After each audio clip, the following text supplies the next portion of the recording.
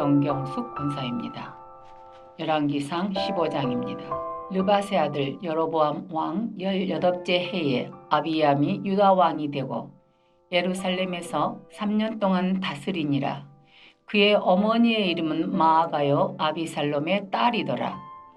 아비암이 그의 아버지가 이미 행한 모든 죄를 행하고 그의 마음이 그의 조상 다윗의 마음과 같지 아니하여 그의 하나님 여호와 앞에 온전하지 못하였으나 그의 하나님 여호와께서 다윗을 위하여 예루살렘에서 그에게 등불을 주시되 그의 아들을 세워 뒤를 잇게 하사 예루살렘을 견고하게 하셨으니 이는 다윗이 햇사람 우리아의 일 외에는 평생에 여호와 보시기에 정직하게 행하고 자기에게 명령하신 모든 일을 어기지 아니하였음이라.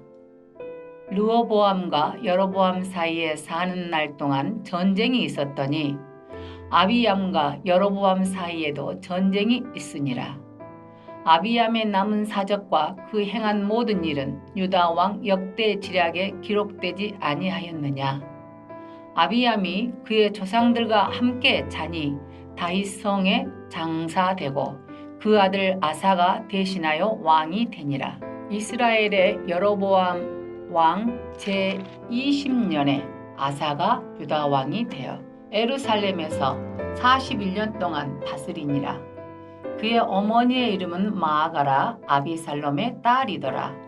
아사가 그의 조상 다윗같이 여호와 보시기에 정직하게 행하여 남색하는 자를 그 땅에서 쫓아내고 그의 조상들이 지은 모든 우상을 없애고 또 그의 어머니 마아가가 혐오스러운 아세라상을 만들었으므로 태우의 위를 폐하고 그 우상을 찍어 기드론 시냇가에서 불살랐으나 다만 신당은 없애지 아니하니라. 그러나 아사의 마음이 일평생 여호와 앞에 온전하였으며 그가 그의 아버지가 성별한 것과 자기가 성별한 것을 여호와의 성전에 받들어 드렸으니 곧 은과 금과 그릇들이더라. 아사와 이스라엘의 왕 바아사 사이에 일생 동안 전쟁이 있으니라. 이스라엘의 왕 바아사가 유다를 치러 올라와서 라마를 건축하여 사람을 유다 왕 아사와 왕래하지 못하게 하려 한지라. 아사가 여호와의 성전 곳간과 왕궁 곳간에 남은 은금을 모두 가져다가 그 신하의 손에 넘겨 다메섹에 거주하고 있는 아람의 왕 헤시온의 손자 다브림몬의 아들 베나다덱에게 보내며 이르되 나와 당신 사이에 약조가 있고 내 아버지와 당신의 아버지 사이에도 있었느니라. 내가 당신에게 은금 예물을 보냈으니 와서 이스라엘의 왕 바아사와 세운 약조를 깨뜨려서 그가 나를 떠나게 하라 하매 베나닷이 아사 왕의 말을 듣고 그의 군대 지휘관들을 보내 이스라엘 성읍들을 치되 이용과 단과 아벨 벤마가와 긴네렛 온 땅과 납달리 온 땅을 쳤더니 바아사가 듣고 라마를 건축하는 일을 중단하고 디르사에 거주하니라. 이에 아사 왕이 온 유다에 명령을 내려 한 사람도 모면하지 못하게 하여 바아사가 라마를 건축하던 돌과 제목을 가져오게 하고 그곳으로 베냐민의 게바와 미스바를 건축하였더라. 아사의 남은 사적과 모든 권세와 그가 행한 모든 일과 성읍을 건축한 일이 유다 왕 역대 지략에 기록되지 아니하였느냐. 그러나 그는 늙음하게 발에 병이 들었더라. 아사가 그의 조상들과 함께 잠에 그의 조상들과 함께 그의 조상 다윗의 성읍에 장사되고 그의 아들 여호사밧이 대신하여 왕이 되니라. 유다의 아사 왕 둘째 해에 여로보암의 아들 나답이 이스라엘 왕이 되어 2년 동안 이스라엘을 다스리니라. 그가 여호와 보시기에 앙을 행하되 그의 아버지의 길로 행하며 그가 이스라엘에게 범하게 한 그 죄 중에 행한지라. 이에 이사갈 족속 아이야의 아들 바아사가 그를 모반하여 블레셋 사람에게 속한 기브돈에서 그를 죽였으니 이는 나답과 온 이스라엘이 기브돈을 에워싸고 있었음이더라. 유다의 아사왕 셋째 해에 바아사가 나답을 죽이고 대신하여 왕이 되고, 왕이 될 때에 여로보암의 온 집을 쳐서 생명 있는 자를 한 사람도 남기지 아니하고 다 멸하였는데, 여호와께서 그의 종 실로 사람 아히야를 통하여 하신 말씀과 같이 되었으니, 이는 여로보암이 범죄하고 또 이스라엘에게 범하게 한 죄로 말미암음이며, 또 그가 이스라엘의 하나님 여호와를 노엽게 한 일 때문이었더라. 나답의 남은 사적과 행한 모든 일은 이스라엘 왕 역대지락에 기록되지 아니하였느냐. 아사와 이스라엘의 바아사 왕 사이에 일생 동안 전쟁이 있으니라. 유다의 아사 왕 셋째 해에 아히야의 아들 바아사가 디르사에서 모든 이스라엘의 왕이 되어 24년 동안 다스리니라. 바아사가 여호와 보시기에 악을 행하되 여로보암의 길로 행하며 그가 이스라엘에게 범하게 한 그 죄 중에 행하였더라. 하늘에 계신 우리 아버지여, 이름이 거룩히 여김을 받으시오며 나라가 임하옵시며 뜻이 하늘에서 이룬 것 같이 땅에서도 이루어지이다. 오늘날 우리에게 일용할 양식을 주옵시고, 우리가 우리에게 죄 지은 자를 사하여 준 것 같이 우리 죄를 사하여 주옵시고, 우리를 시험에 들게 하지 마옵시고 다만 악에서 구하옵소서. 대개 나라와 권세와 영광이 아버지께 영원히 싸움나이다. 아멘.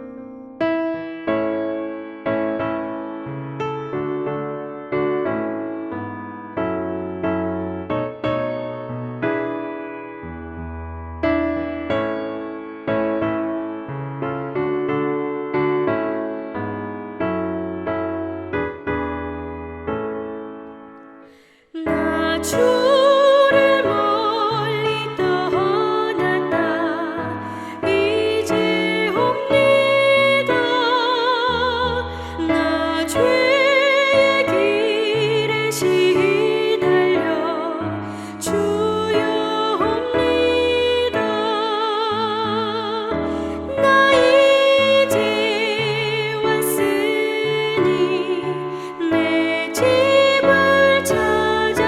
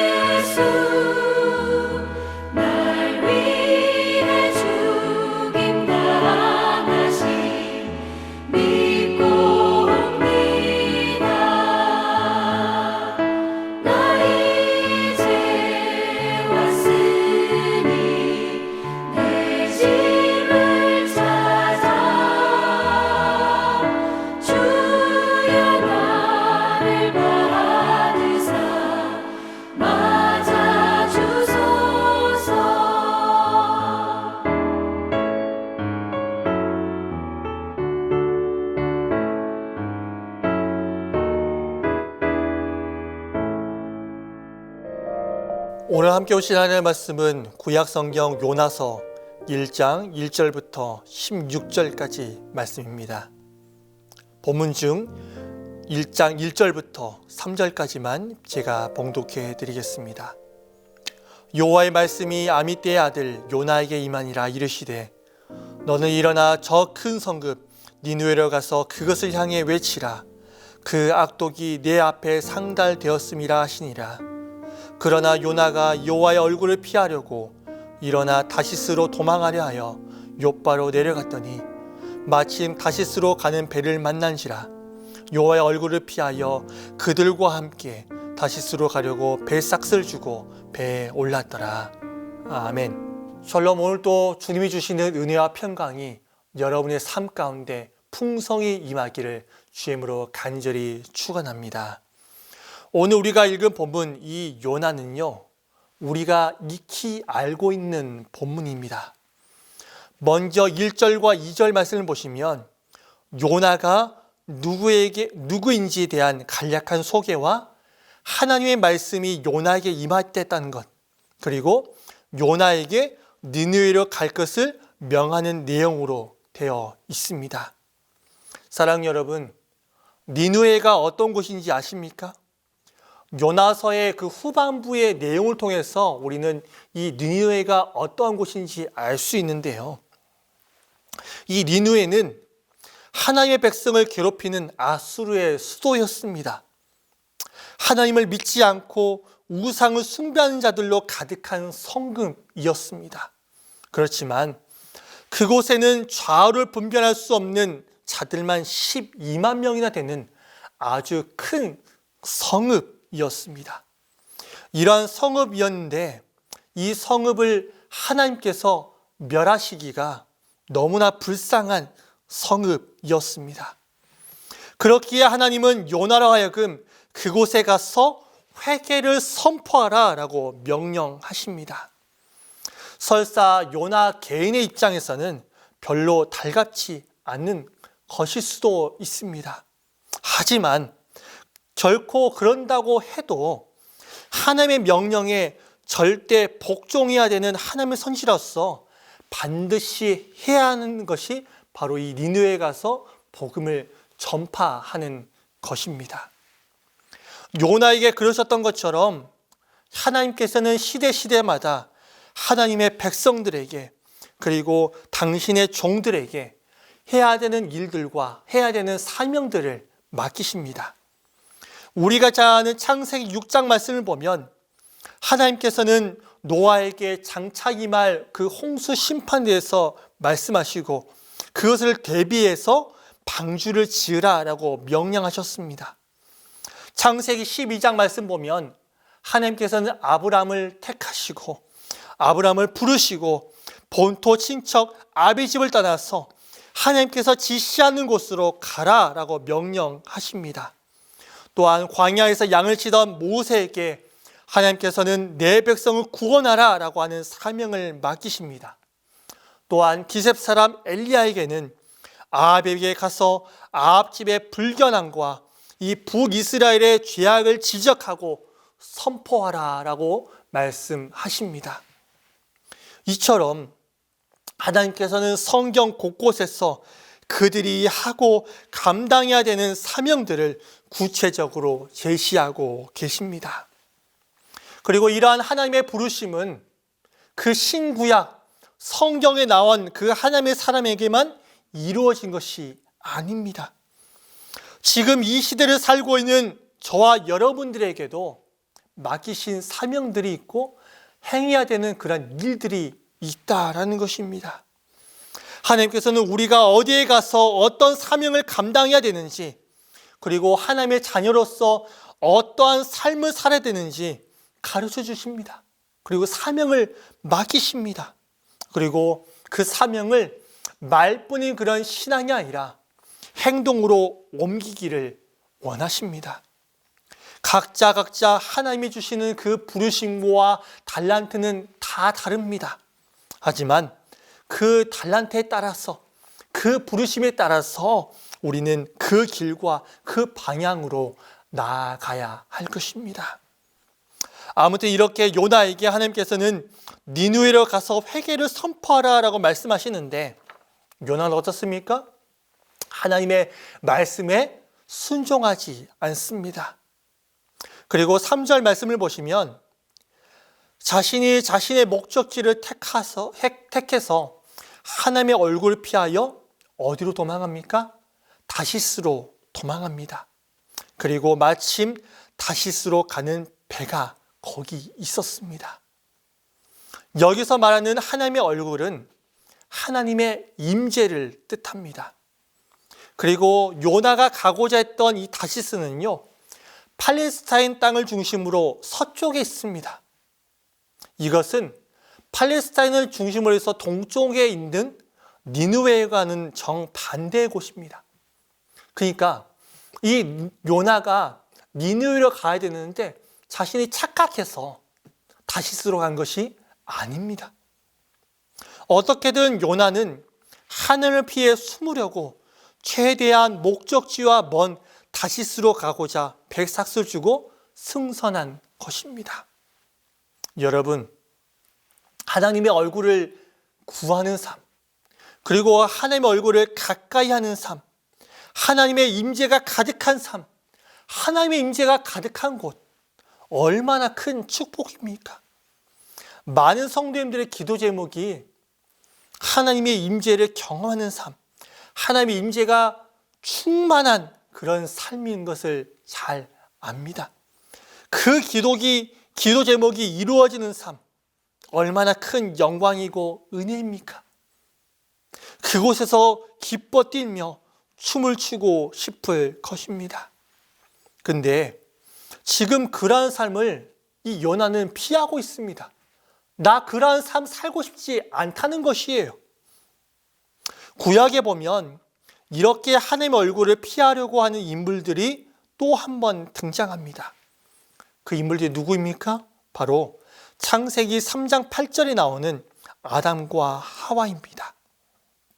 그들이 그날 바람이 불 때 동산에 거니시는 여호와 하나님의 소리를 듣고 아담과 그의 아내가 여호와 하나님의 낯을 피하여 동산나무 사이에 숨은지라. 사랑 여러분, 왜 요나가 그리고 오늘 창세기 3장 8절에 나오는 이 아담과 하와가 이 하나님의 얼굴을, 하나님의 임재를 왜 피하고 싶었던 것일까요? 이유는 간단합니다. 그들이 죄를 지었기 때문입니다. 그들이 하나님처럼 되고 싶어하는 죄를 지었기 때문입니다. 그들 가운데 교만이 들어오고 그들 가운데 자만이 들어오기 때문에 그런 것이다라는 것입니다.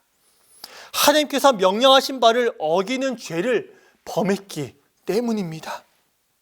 하지만 사랑 여러분, 하나님의 얼굴을 그가 피할 수 있었습니까? 하나님의 얼굴을 이 아담과 하와가 그리고 요나가 피할 수 있었습니까? 결코 그들은 하나님의 얼굴을 피할 수 없었습니다. 왜냐하면 하나님께서는 어디서나 계시는, 그리고 어느 곳에나 계시는 분이시기 때문입니다. 그가 안 계신 곳이 없기 때문입니다. 그러나 그가 이처럼 하나님의 명령에 불순종함으로 인해서 그와 하나님 사이의 간격은 점점 멀어질 수밖에 없었습니다. 그리고 그 멀어진 그 간격의 결과가 무엇입니까? 그가 탄 배가 다시스로 가기는커녕 요나 때문에 배가 깨어질 듯한 풍랑을 만나게 되었고 하나님을 알지도 못하는 그 이 선원들에게 꾸중을 들었습니다. 그리고 마침내 이 요나는 풍랑 있는 바다에 던져져야만 했습니다. 사랑 여러분, 시편 73편 27절과 28절 말씀을 보면 다음과 같이 시편 기자는 말하고 있습니다. 무릇 주를 멀리한 자는 망하리니 음녀같이 주를 떠난 자를 주께서 다 멸하셨나이다. 하나님께 가까이함이 내게 복이라. 우리의 삶의 흥망성쇠가 누구에게 있는지를 말씀해 주는 말씀입니다. 그러므로 사랑하는 성도 여러분, 언제든지 하나님만 가까이 하는 성도님들 되시기를 간절히 축원합니다. 언제 어디서나 하나님의 임재 앞에 그분의 뜻 안에 거하는 삶을 사시기를 간절히 원합니다. 하나님과 거리를 두고 살아간다면 그것은 여러분 스스로 여러분을 패망의 길로 내모는 것입니다. 말씀을 정리합니다. 사랑 여러분, 혹 오늘 본문에 등장하는 이 요나가 여러분의 모습인 아닙니까? 요나에게 사명을 맡기신 것처럼 이 시대를 살고 있는 저와 여러분에게도 하나님께서는 사명을 맡기십니다. 정말로 이 사명 잘 감당하시기를 바랍니다. 정말로 잘 감당하시기를 바랍니다. 사명을 맡기셨는데 요나처럼 그 사명을 내가 감당하고 싶지 않다고 내 목적지는 내가 결정하겠다라고 그렇게 생각하는 어리석은 성도들 한 사람도 없기를 바랍니다. 머뭇거리는 그런 신앙이 아니라 행동으로 옮기는 신앙인이 되시기를 간절히 원합니다. 이 한국교회 가운데는 이러한 신앙인이 필요합니다. 말로만 그렇게 하는 신앙이 아니라 내 멋대로 내가 원하는 대로 사명을 만들고 내가 원하는 대로 목적지를 정해서 가는 그런 신앙이 아니라 그런 성도들이 아니라 정말로 하나님께서 말씀하시면 네, 제가 가겠습니다. 하나님께서 가라 하시면 가고 하나님께서 멈추라 하면 멈추는 그런 신앙인, 그런 성도들이 많이 이 시대 가운데는 필요합니다. 그러한 자들이 되기 원합니다. 그러한 사명자 되기를 원합니다. 그러한 그리스도의 노예, 그러한 그리스도의 종이 되기를 원합니다. 여기 계신 모든 분들이 그리고 영상으로 참여하는 모든 분들이 주님께 멀어지는 인생이 아니라 더욱더 주님의 존전 앞에 가까이 나아감으로 주님께서 주신 사명들 모두 다 잘 감당하셔서 주님께 잘하였도다 착하고 충성된 종아라고 칭찬받는 모두가 되시기를 주임으로 간절히 축원합니다. 기도하겠습니다. 하나님 아버지, 오늘 본문에 나오는 이 요나의 모습이 우리의 모습은 아닙니까? 아버지 하나님, 정말로 이 요나의 모습이 우리의 모습이 되지 않기를 원합니다. 요나에게 사명을 맡기신 것처럼 우리 가운데도 사명을 맡기셔 주셨는데 아버지 하나님, 우리가 이 사명을 잘 감당하게 하여 주시옵소서.